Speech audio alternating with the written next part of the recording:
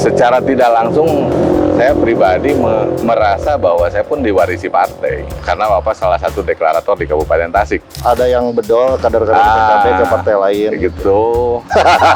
Ada ya. Itu cukup mengganggu juga ya. Iyalah, harusnya karena NU sudah melahirkan partai politik, ya NU ada di PKB. Kalau untuk partai politiknya, NU ada di mana-mana itu, NU bisa jadi pengusaha, warga NU bisa jadi birokrasi dan lain-lain sebagainya. Tapi Anda tidak terganggu juga ceruknya pemilih Anies ini kan banyak ke PKS. Nanti di lapangan saja kita lihat.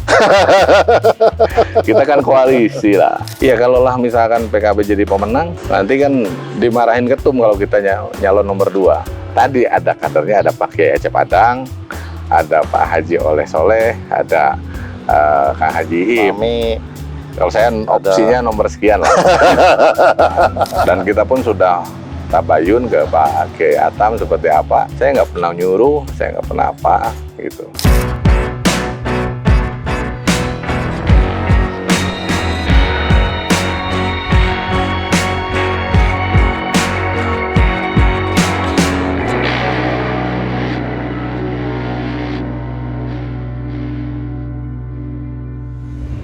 Assalamualaikum, Badaya Priangan. Hari ini kita akan diskusi dengan salah satu pimpinan partai terbesar di Kabupaten Tasikmalaya. Beliau adalah Ketua DPC Partai Kebangkitan Bangsa Kabupaten Tasikmalaya, Pak Haji Ami Pahmi. Emplak lah. Kang Haji Ami ini selain aktif di partai, hari ini juga beliau adalah pimpinan DPRD Kabupaten Tasikmalaya, Wakil Ketua ya. Wakil Ketua. Dan beliau adalah aktivis Nahdlatul Ulama tentu. Gimana karir politik Akang teh timiti dimulai kapan sih? Nispil dikit ke Badaya Priangan. Ya, terima kasih. Assalamualaikum warahmatullahi wabarakatuh.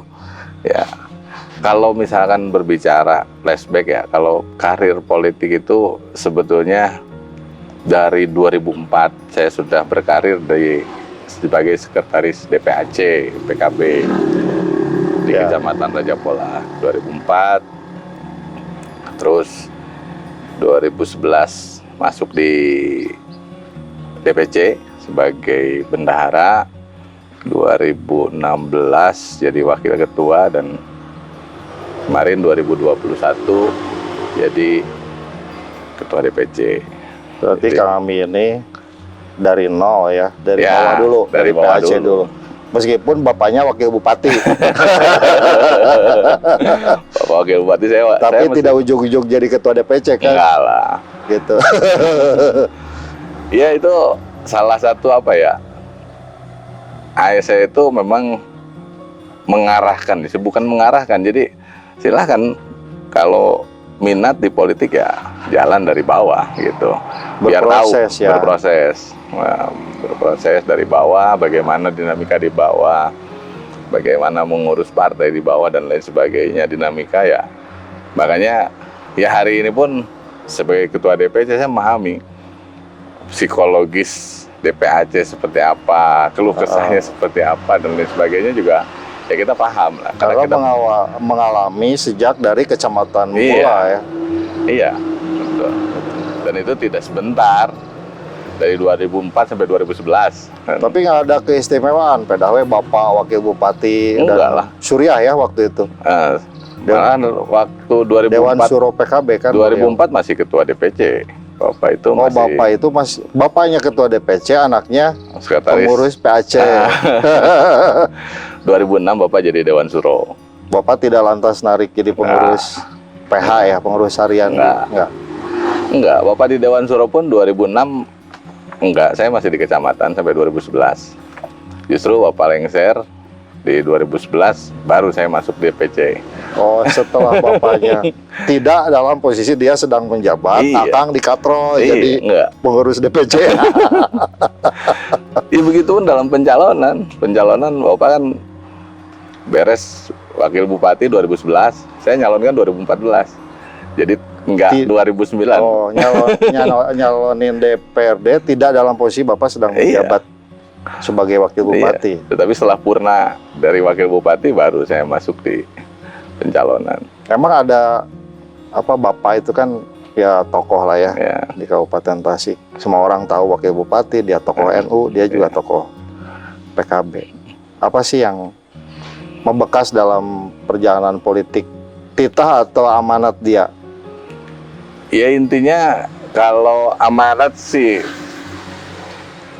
apa ya, yang tidak tersurat sih sebetulnya, tapi hanya tersirat saja bahwa selama PKB ada ya kamu harus di PKB gitu. Jadi secara tidak langsung saya pribadi merasa bahwa saya pun diwarisi partai. Diwarisi PKB ya, karena Bapak salah satu deklarator di Kabupaten Tasik. Jadi mau tidak mau pada akhirnya, suka atau tidak suka, kondisi PKB apapun, ya saya merasa terwarisi gitu. Ada satu pesan nggak yang Bapak sampaikan? Salilah PKB Ayama, karena PKB ini dilahirkan oleh para ulama NU. Ulah ninggalkan partai ini, ada nggak? Ada pesan itu? Enggak sih, sebetulnya enggak. Bapak itu orangnya demokratis. Jadi nggak pernah mengarahkan saya ke manapun. Jadi misalkan dulu pernah disuruh untuk jadi PNS. Dulu kan masih kewenangan di tingkat kabupaten ya untuk PNS, tetapi ada peluang lah ya. ada peluang karena darah saya juga mengalir dari ibu sebagai pegawai negeri, bukan pegawai negeri, tukang dagang lah gitu ya. Jadi jiwa bisnisnya itu ada, makanya pas itu nggak mau pengen bisnis bilang gitu. Jadi sebetulnya 2004 pun apa ya, karena diajak masuk PKB, sebetulnya minat ke politiknya itu belum muncul di sana. Hanya ikut-ikutan, meskipun waktu 2006 itu 2005 proses pencalonan waktu tahiyat itu saya sudah ikut, tetapi masih belum apa ya, minat politiknya itu belum muncul 100%. Belum tune in gitu ya. Belum, wah, naon sih partai politik. Ya. Jadi belum 100% kita ada minat untuk politik. Jadi Bapak itu nggak pernah maksa. Kalau misalkan maksa ya, saya harus aktif di politik. Ya mungkin semenjak Bapak jadi ketua partai juga saya udah dimasukkan, tetapi enggak, demokratis saja, ya, mengalir lah. Yang pada akhirnya di titiknya itu waktu Pilkada 2011, 2010, karena mungkin lah saya yang ngurus dapurnya Bapak saat itu, pada akhirnya agak tertarik. Ada tantangan juga di politik gitu, ada seninya juga dan lain sebagainya. Pada akhirnya ada muncul minat gitu, ditambah ya dorongan istri juga. Dorongan istri kan, laki-laki itu jangan diem ngurus toko, laki-laki itu harus keluar. Tunjukkan skill bahwa kita bisa dan lain sebagainya. Itu dan terbukti 2020 Akang 2014 saya jadi. Oh ya, maksudnya 2020, 2020 jadi ketua DPC menampuk jabatan tertinggi lah ya, di partai sebagai ketua DPC. Betul. Oke, aku geser ke soal pileg. PKB kan partai kedua terbesar di Kabupaten Tasik. Betul. Dengan raihan kursi yang cukup fantastis.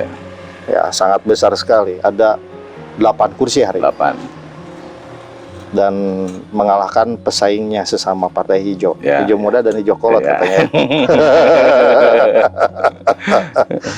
Dan ini kan ya sejarah. Agenda sekarang DPC PKB sendiri mempertahankan kursi, nambah kursi, atau gimana dengan situasi sekarang? Kalau target sih nambah lah. Targetnya kita nambah dengan berbagai potensi yang ada ya, potensi struktur, potensi caleg dan lain sebagainya juga ya kita berharap nambah. Meskipun penambahan ini juga melihat kondisi existing ya kita agak berat lah menambah yang signifikan gitu. Persaingannya kan. Ya hari ini dengan dinamika yang seperti ini, terus dinamisasi partai hari ini beda dengan Dulu ya. dulu dengan 2019 dengan 2014. Jadi situasinya beda 2019 sama 2014 Ya, sekarang. sekarang ini beda dengan 2 pemilu sebelumnya. Apa yang membedakan? Iya, banyaknya manuver-manuver politik, banyaknya yang ya hari ini pun Kang Muhadjir juga paham lah banyak. Oh, maksudnya ada yang bedol kader-kader PKB ke partai lain gitu. Ada ya. Itu cukup mengganggu juga ya. Iyalah. Diakui ataupun tidak itu sangat mengganggu lah. Ditambah dengan apa? Dinamika di partai-partai yang lain juga. Hari ini ada partai-partai yang baru yang muncul juga punya kader-kader yang kita melihat bacaleknya juga cukup potensial. Jadi perebutan 2024 ini memang Sengit ya. lumayan berat lah, lumayan berat. Ya kita dengan bertahan aja kita sudah bersyukur lah. Dengan bertahan 8 aja memang udah bersyukur. Karena Iya. posisinya kan petahana nih. Iya, Posisi bertahan, Iya. mempertahankan. iya.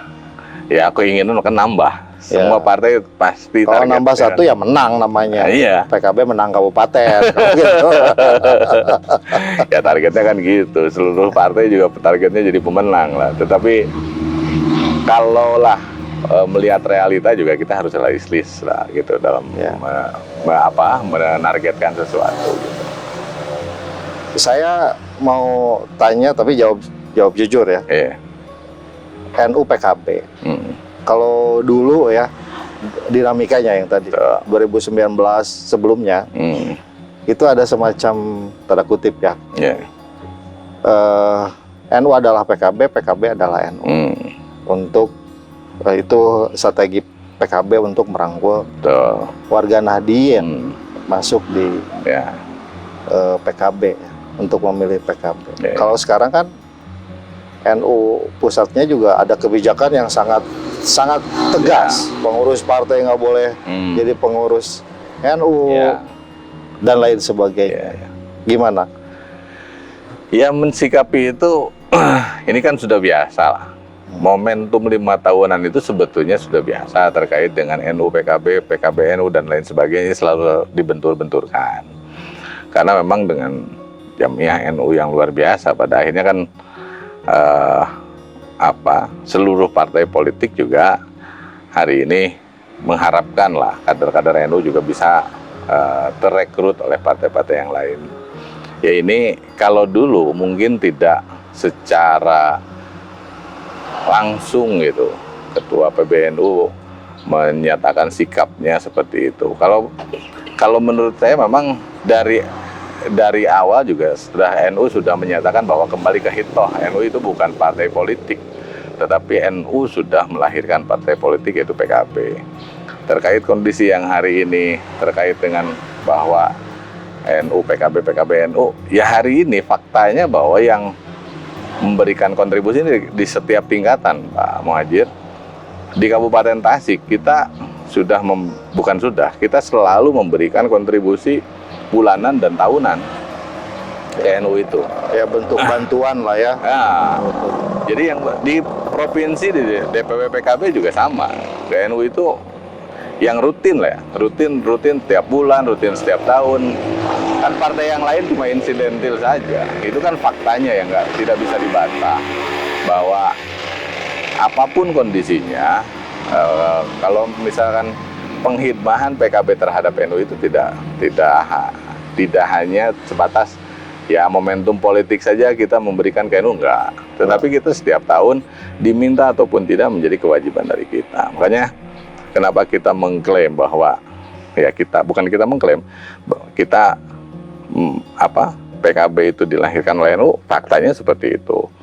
Dan Ketua PBNU pun menyatakan seperti itu. Yang melahirkan PKB itu adalah NU. Tetapi hari ini kebijakan PBNU bahwa tidak ada pengurus NU yang aktif di partai politik itu menunjukkan bahwa jangan beririsan lah. Kayaknya seperti nggak ada kader lagi gitu. Jadi itu bukan berarti jadi merugikan atau mengecilkan PKB ya. Enggak juga. Itu untuk menegaskan hitoh Ya. NU saja. Betul, bahwa hitoh NU itu NU kembali ke organisasi kemasyarakatan yang mengurus terkait dengan dakwah, mengurus dengan pendidikan dan kemasyarakatan. Sedangkan saya politiknya adalah PKB. Ya, Tetap saja, itu contoh begini, undang-undang pondok pesantren nggak bisa dong dilahirkan, diusung oleh NU. Tetap saja menggunakan partai politik di DPR RI dan Perda juga. Dan sampai hari ini masih diyakini kalau PKB ini ijtihad politik di garis Nahdliyin gitu ya. Insya Allah. Masih Yakin itu. Tidak akan bergeser itu. Pede banget. Karena ya kader NU itu ya potensial kan, dia nyebar Ya. ke banyak partai. Iya, memang ada yang yang menafsirkan kan dulu itu salah satu lah tokoh PBNU yang menyampaikan bahwa NU itu tidak kemana-mana tapi NU ada di mana-mana. Nah, ini yang menafsirkan bahwa NU ada di mana-mana itu NU boleh di partai mana-mana. Tapi kalau tafsir bapak saya itu yang menafsirkan itu salah katanya. Ini dulu harusnya karena NU sudah melahirkan partai politik, ya NU ada di PKB. Kalau untuk partai politiknya, NU ada di mana-mana itu NU bisa jadi pengusaha, warga NU bisa jadi dokter, warga NU bisa jadi politisi, warga NU bisa jadi birokrasi dan lain-lain sebagainya. Gitu di mana-mana itu maksudnya seperti itu. Jadi tafsirannya bukan partai politik katanya, tapi kan itu multi tafsir, banyak yang menafsirkan seperti apa, begitu. Oke, aku mau dalami yang target tadi. Target mempertahankan atau nambah. Kalau nambah berapa kursi? Ya, target kita, keinginan yang realistis lah, paling 2, paling realistis. Dapil mana itu yang bertambah? Yaitu yang ditargetkan. Yang kita targetkan ada beberapa dapil lah nanti. Nanti kita lihat saja. Maksudnya aku kepengen tahu ini mau rebut suara siapa. Karena kan data 2019 kan terbuka. Iya, ya makanya nanti lah dibukanya. Ini tempurnya dengan siapa? Ya, gitu. Nanti itu dibukanya nanti di lapangan aja. Oke. Setelah pemilu, taruhlah PKB bisa mempertahankan atau memenangkan, nambah 2 kursi besok. Ya. Dan pileg hari ini tuh satu napas dengan pilpres dan dengan pilkada. Ya. Aku mau ngomong pilpres dulu nih. Boleh.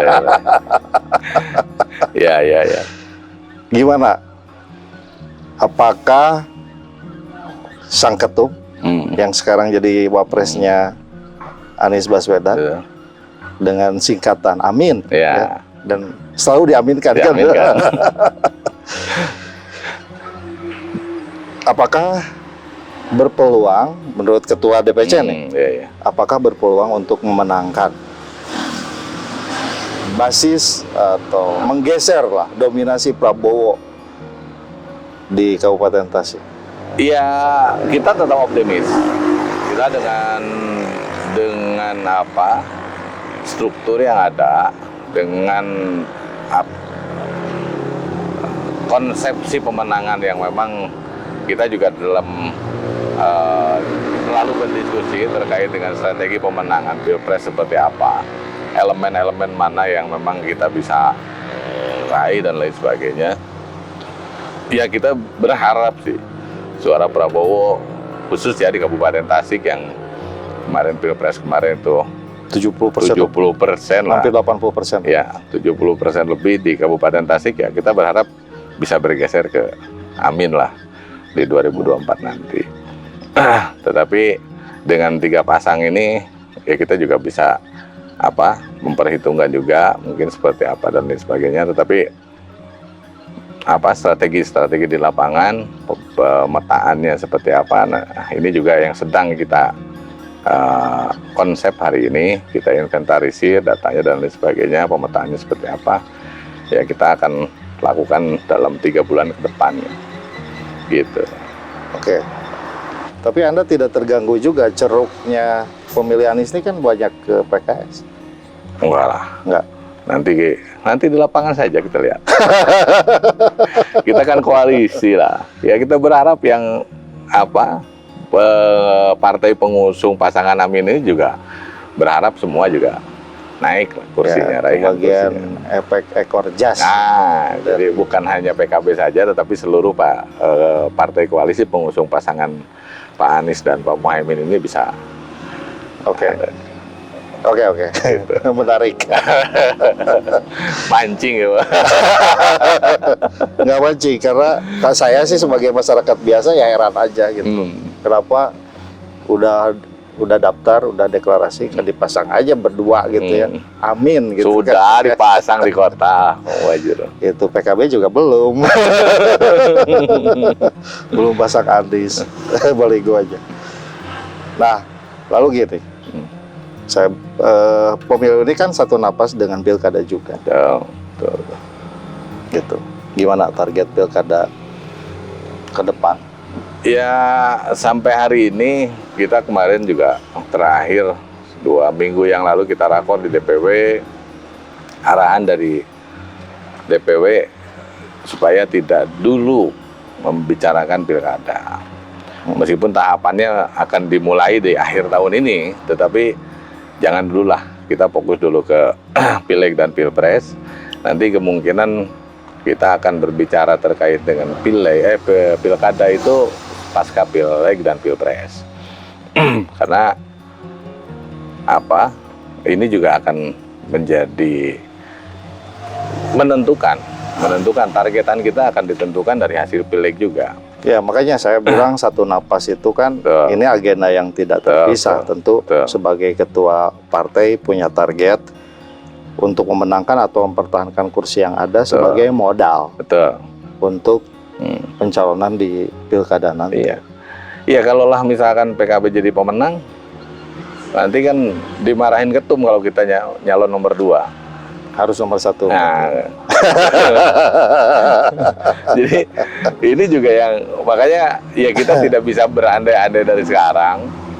Kalau misalkan nanti Pileg ya ternyata PKB di juara pemenang, ya mungkin arahan dari DPP atau dari ketum ya mengharuskan PKB untuk mencalonkan bupati. Tapi kalau nanti ternyata raihan kursinya juga kita harus tahu diri, ya mudah-mudahan sih jadi pemenang. Tapi kalau misalkan amit-amit ya PKB ternyata posisinya tidak apa yang kita harapkan, ya kita juga akan berhitung untuk memasangkan target itu. Ya harus realistis lah ya. Harus realistis. Nomor 1 atau nomor 2 besok ya. Ya makanya kita tidak bisa berandai-andai dari sekarang. Kalau targetnya ya kita berharap kader kita ada yang maju di C1. Kan tidak kurang kader. Tidak lah. Ada Pak Kiai Iif, Suro, ada Pak Kiai Acep Adang, Pak Acep Adang. Belum, saya belum. Ada Pak Ami, gitu ada kan. Haji Oleh. Sebagai kader terbaik juga yang jadi. Ya, mudah-mudahan lah. Siapapun. Ada Haji Oleh, ya. Betul, peluangnya. Kan banyak besar menunya kalau di PKB itu. Iya, nanti makanya kalau misalkan dengan kondisi nanti seperti apa kan kita strateginya. Kalau misalkan PKB pemenang, siapa yang akan dipasang? Kalau misalkan PKB jadi runner-up, siapa yang akan dipasang, dan seterusnya gitu. Tapi kayaknya Pak Ami ini sangat ini sekali kalau saya lihat di beberapa video ya, yang orang habis rapat PKB ya. Itu kan ada yel-yel kan, PKB menang, Haji Iif bupati gitu kan. Pak Ami yang mimpin kan? Iya. Maksudnya gimana itu? Iya kan kalau di PKB, kalau saya tanfid. Ya. Tanfid itu pelaksana. Kalau ada Dewan Suro sebagai Dewan Pertimbangan lah. Dewan Penasehat, Dewan Pertimbangan kalau di partai-partai yang lain. Jadi sul adab kalau misalkan saya melangkahi Dewan Suro gitu. Oh, masih ada etika ya? Ada etika. Etikanya pakai pikih lagi. Bahasa ini ya, akhlak banen. Iya dong. Di PKB mungkin beda dengan partai yang lain. Kalau partai yang lain kan di saat ketua partai ya sudah. Kalau di PKB ada itu. Yang ingin saya tanyakan tuh apakah PKB itu sudah struggle akan memperjuangkan ketua Dewan Suro sebagai bupati ya untuk di eksekutif nanti atau gimana? Ya sampai hari ini satu nama Sampai hari ini satu nama, Kang Haji Ip yang kita dorong untuk maju di Pilkada 2024. Tetapi nanti tadi, kenapa saya berbicara kita tidak bisa berandai-andai, kita melihat juga hasil pileg nanti. Jadi, kalau misalkan nanti pilegnya seperti apa kan, tadi ada kadernya, ada Pak Kiai Acep Padang, ada Pak Haji Oleh Soleh, ada Kang Haji Ip. kami Kalau saya opsinya nomor sekian lah. Kalau saya maksudnya sebagai publik ya, masyarakat umum kan pengen tahu PKB itu apakah sudah stakeng gitu ya, dorong Pak Kiai Ip sebagai bupati atau wakil bupati, atau itu masih opsional, masih kemungkinannya masih sangat terbuka. Iya. Ini kan bakal jadi pertimbangan partai lain tentunya. Betul. Gitu. Ya intinya hari ini kita mengusung satu nama. Kita sampai hari ini kita mengusung satu nama, Kang Haji Ip. Terkait dengan apa nanti seperti apa, karena kewenangan juga ada di DPP. Ya. Kewenangan juga. Kalau ada misalkan di DPP. Dewan Suro DPW menghendaki gimana? Nah iya. Dewan Suro menghendaki kan kita tidak bisa apa-apa. Iya. Gitu pada akhirnya, dan nanti juga akan ada survei yang dilakukan secara internal. Peluang menangnya seperti apa dan lain sebagainya juga itu menjadi kalkulasi. Tetapi kalaulah misalkan kita hari ini sebagai tadi yang disampaikan, partai yang runner up tidak bisa mengusung kadernya untuk di pilkada, ya kita juga masa yang 8 kursi nggak ada kader yang maju di pilkada. Makanya hari ini bagaimana caranya satu nama dulu. Ya, terkait nanti konstelasi kan tidak tahu. Apabila nanti ternyata DPP menugaskan Pak Muhajir saja yang harus maju melalui PKB, kan kita nggak tahu kan. Saya bukan Gibran, Pak. Bukan Kesang, saya nggak ada privilege. Iya, siapa tahu kan, siapa tahu. Ya semua orang juga kan. Iya, semua orang. Ya maksudnya jauh kemungkinannya lah kalau orang lain di luar keluarga Nahdlatul Ulama sendiri dan keluarga PKB sendiri. Lalu yang berikutnya saya pengen tanya, kalau saya jalan ke selatan kemana ya, itu sudah banyak foto Pak Kiai Haji Atam, calon bupati. Apakah itu mengganggu nggak bagi PKB? Ya itu kan hak demokrasi seseorang, ya hak demokrasi setiap partai politik mau mengajukan siapapun itu. Yang kedua juga Pak Kiai Atam tidak masuk di struktur PKB, jadi beliau adalah ketua NU, orang tua kita, orang tua dari PKB. Ya, kalau kita tidak maulah melibatkan beliau di dalam hal-hal yang untuk jualan partai dalam hal seperti ini. Kalau kita ya ada kader kita, ya sudah kita jual saja pakai Acep Padang sebagai kader PKB, Pak Haji Oleh, Pak Haji Ip dan lain-lain. Jadi kalau misalkan orang yang di luar struktur kita jual untuk mendongkrak partai, kayaknya kalau di PKB enggak lah. Jadi Kang Ami punya pandangan, yaitu salah satu strategi Partai Gerindra untuk dongkrak. Ya kalau suudonnya saya mah seperti itu. Ya bukan soal suudon, mungkin analisa kan ya. Opini kan, Iya, bebas iya. kan kita negara demokrasi. Iya. Mau beropini seperti Iya. apapun. Tapi apakah itu tidak mengganggu hubungan antara PKB dan NU jadinya? Sampai hari ini tidak ada permasalahan, dan kita pun sudah tabayun ke Pak Kiai Atam seperti apa. Saya nggak pernah nyuruh, saya nggak pernah apa gitu. Karena itu mungkin dari Partai Gerindra saja atau simpatisan Pak Kiai Atam yang memasang itu, yang mungkin berkeinginan beliau untuk dicalonkan dari Partai Gerindra. Nah, terkait dengan apa mengganggu atau tidaknya ke PKB, sampai saat ini tidak terlalu mengganggu sih sebetulnya. Tidak terlalu mengganggu karena beliau pun bukan dari struktur PKB gitu. Kalau beliau dari struktur PKB ya jelas mengganggu. Tetapi karena beliau orang tua kita lah yang itu, ya kita jalan saja lah. Berarti ada partai lain juga yang mengharapkan orang tua kita maju di pilkada dari partai lain. Ya kalau dari PKB, kalau memungkinkan dari atas, dari DPP-nya mengharuskan mendorong beliau, ya kita sami'na wa ata'na. Gitu. Oke. Pembicaraan yang sangat menarik sekali dengan Pak Haji Ami. Dan ini kan pembicaraan yang jarang dibicarakan, pertanyaan-pertanyaan saya itu. Dan tentu saja ini kan pandangan pribadi juga, Betul. pandangan pimpinan partai ya. Iya. Pak Haji Ami ini sekarang nyalon lagi ya Iya. di Dapil 2. Daerah Sukaratu, berarti Sukaning, Raja Raja Pola, Pola, Cisayong, Cisayong, Sukaratu. pada Kembang, Oh, Sari. Pada Kemang, Lewisari. 7 ya? 6. 6 kecamatan. Ya, Dari Partai Kebangkitan Bangsa nomor urut 1. Satu. Ya. Oke, pembicaraan yang menarik, kita akan berbincang lagi dengan bahasan yang lebih hot. Ya. Yang tadi tema yang satu dengan tema yang lain kita preteli satu-satu. Kalau ini Aduh. masih sangat umum sekali.